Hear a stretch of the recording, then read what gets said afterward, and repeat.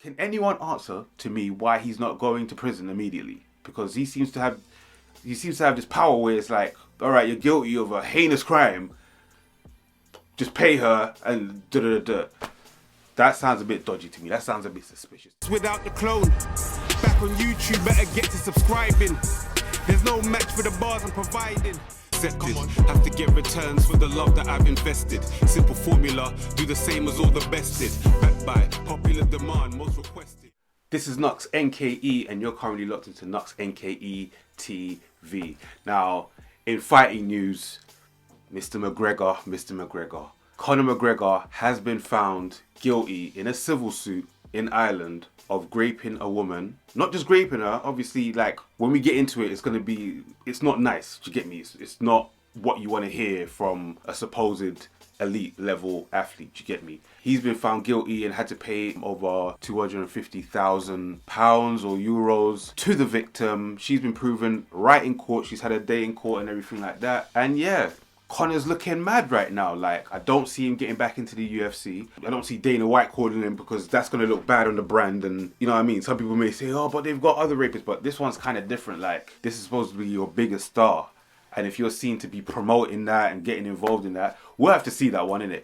Maybe they might just do it anyway because the money's too good, innit? But yeah, he's been found guilty. And let me get into what they said in court. In court, Miss Hand, who's the victim, told the court that McGregor pinned her to the bed, choked her 3 times, and brutally raped and battered her.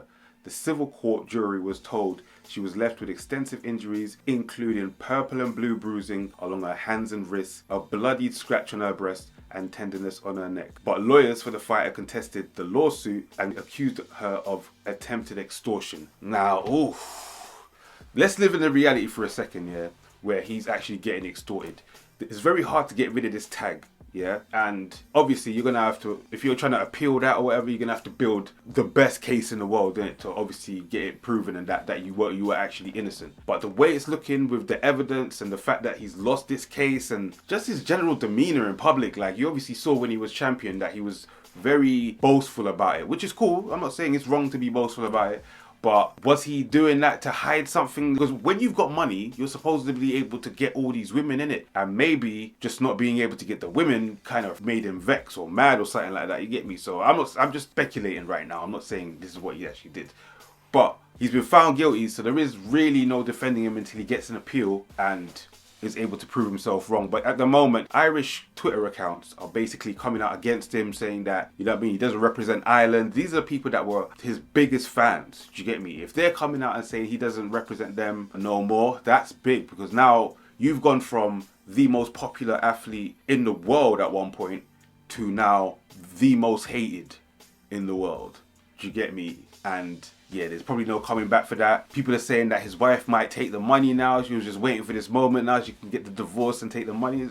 It's looking peak. This could be the downfall. I remember Khabib put out a tweet and he was saying basically that Conor was a rapist and that his day in judgment was coming. So maybe he saw the prophecy. Maybe these are things that were already known. It was just, you know what I mean, the money couldn't help him this time. Maybe you thought, okay, the money's going to help me. It didn't help him this time, you get me? So, yeah, he's in a tricky position.